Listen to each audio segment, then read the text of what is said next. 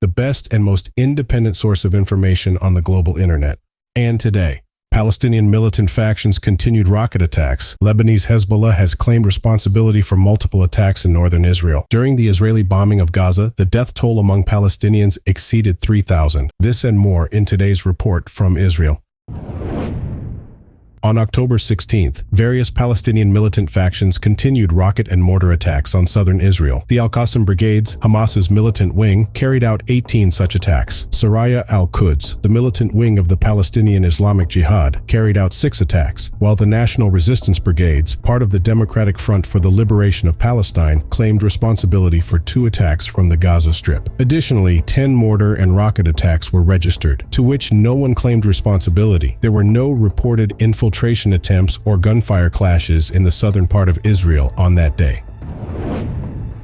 On October 16th, there was a decrease in the number of gun clashes between Israeli forces and Palestinian fighters compared to October 13th, when the highest number was recorded. That day, CTP-ISW recorded 9 such incidents and 4 marches in the West Bank, compared to 32 clashes 3 days earlier. Israeli forces detained 20 Hamas-affiliated people in the West Bank and seized a variety of weapons and ammunition. CTP-ISW indicated that arrests in the West Bank may reduce the intensity of the conflict. Nevertheless, Hamas continues to seek to escalate the conflict in the West Bank.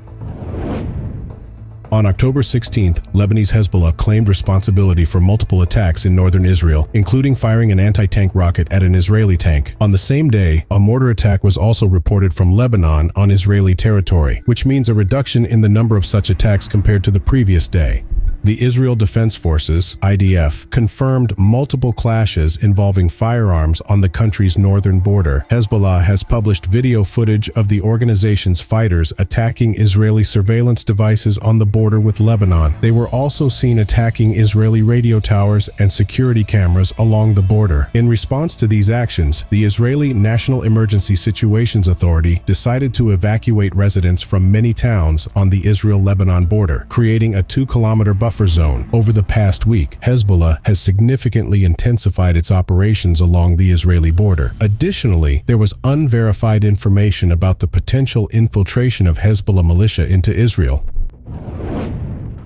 After increasing attacks from Israel, Abu Maris's family decided to return to their home in Gaza. Despite the threat of Israeli bombing, the family decided they would rather die in their own home than abroad. Israel has intensified bombing in Gaza following attacks by Hamas, which carried out attacks on Israeli cities on October 7th, killing 1,300 people.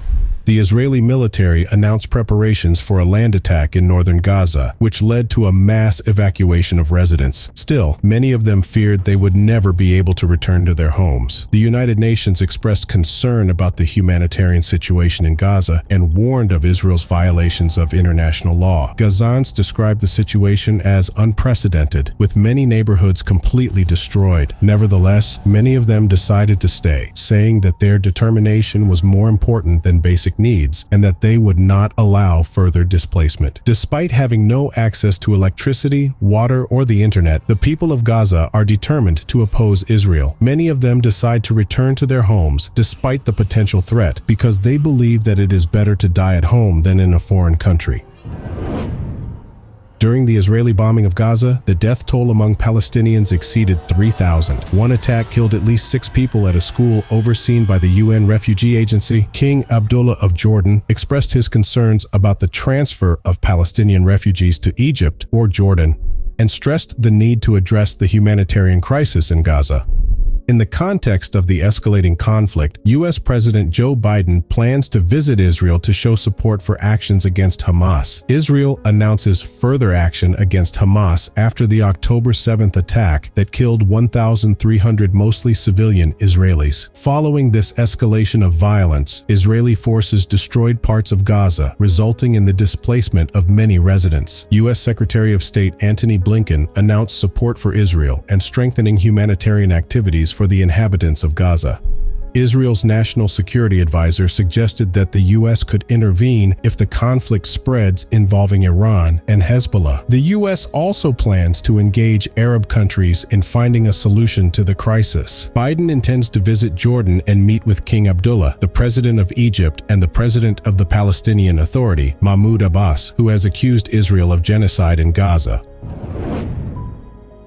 On October 16th, Iranian Foreign Minister Hossein Amir-Abdollahian drew the attention of the international community by pointing to potentially growing tensions in the region. During an interview with Al Jazeera and on the social media platform, he suggested that the conflict between Israel and Hamas may expand to other fronts, and Iran-backed militias may take the initiative against Israel in the near future. Iranian state media also reported these warnings in English. Although Iran has publicly indicated that it is avoiding direct conflict with Israel while emphasizing that it will not intervene in the Israel-Hamas conflict, signals from Iran indicate preparations for a potential regional conflict. Iran-backed armed groups such as Hezbollah and various combat units have deployed in strategic locations such as southern Lebanon and southwestern Syria. Still, Iran will likely focus on providing material and financial support to its proxies rather than engaging directly in the conflict to avoid direct confrontation with Israel. Tehran has used such tactics in the past in various regions to advance its goals while maintaining the ability to deny direct involvement. During a press conference in Berlin, after meeting with German Chancellor Olaf Scholz, King Abdullah of Jordan emphasized his concern about the possibility of resettling Palestinian refugees to Jordan or Egypt. He noted that this was a red line for him. He warned against the actions of certain entities that may seek to provoke crises in the region by spreading the refugee problem. He stressed the need to address the humanitarian situation in Gaza and the West Bank. American Congresswoman Rashida Tlaib criticized the bomb attack on the Al-Ali Arab Medical Facility, also known as the Baptist Hospital. She addressed President Biden on social media, criticizing his attitude and calling for an end to the conflict. She emphasized that the current war-based strategy has alienated her and many other Palestinian and Muslim Americans. She also called on people to remember this position. Together with other progressive members of Congress, she presented a motion calling for a ceasefire. German Chancellor Olaf Scholz expressed his full support for Israel during his visit to Tel Aviv, emphasizing Germany's responsibility in the context of the Holocaust. During a press conference with Prime Minister Benjamin Netanyahu, Scholz emphasized that Israel's security is a priority for Germany. He also condemned the recent Hamas attack, calling it bloody, and emphasized Israel's right to defend its people. Prime Minister Netanyahu described the terrible consequences of Hamas attacks on Israelis, calling them the worst crimes against Jews since the Holocaust. He called Hamas the new Nazis and compared them to ISIS, stressing that the international community should unite against the group. He pointed out that Hamas's main goal is to kill as many Jews as possible and called on the world to show solidarity in the fight against barbarism. Netanyahu also stressed that Hamas is using its own citizens as human shields, urging them to stay in Gaza despite Israel's calls to evacuate to avoid danger. He stressed that responsibility for this situation rests solely with Hamas. Both Scholz and Netanyahu stressed the importance of international cooperation and solidarity in the face of this crisis situation. The United Nations has expressed deep concern about the humanitarian situation in the Gaza Strip, stressing that Palestinian civilians are increasingly restricted in their movement and that key life-saving resources are missing. Joyce Msuya, a senior UN representative, noted that a significant part of Gaza's inhabitants had been forced to move, and Israel had imposed a harsh blockade of the region. Israel took intensive military action in response to Hamas attacks, which resulted in significant losses on both sides of the conflict. The diplomatic mission is currently focusing on trying to facilitate the delivery of urgent humanitarian aid through the Rafah border crossing between Egypt and Gaza. However, Israeli bombing prevents aid convoys from moving effectively. U.S. Secretary of State Antony Blinken has suggested developing a plan to deliver aid to the region, but details of that plan have not been disclosed.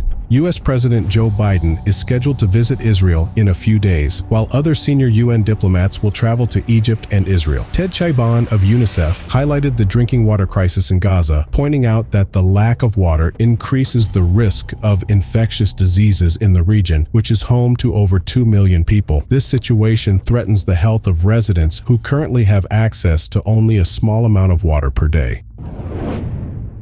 The presidents of China and Russia, Xi Jinping and Vladimir Putin, met in Beijing to express a shared vision of a new international system, independent of the domination of the U.S. and its democratic allies. This meeting took place in the context of dynamic geopolitical changes, including the Russian invasion of Ukraine and the current conflict between Israel and Hamas. Both countries expressed opposition to Israel's actions in Gaza and called for a ceasefire. Their reactions are part of broader efforts by both powers to present an alternative leadership role to the U.S. While Joe Biden, the U.S. president, plans to visit Israel, Beijing is hosting the Belt and Road Forum, attended by delegations from numerous countries. The event is de la Hin's opportunity to showcase its growing global ambitions. Analyses suggest that the date of the forum was chosen deliberately, at a time when Israel is considering a larger intervention in the Gaza Strip. Additionally, Russia submitted a draft resolution to the UN Security Council calling for a ceasefire in Gaza, which, however, did not gain widespread support. During intense diplomatic talks in recent days, Chinese Foreign Minister Wang Yi expressed the view that Israel's actions went beyond self-defense. Although the China condemned acts of violence against civilians, it did not directly name Hamas as the perpetrator of these actions in its statements.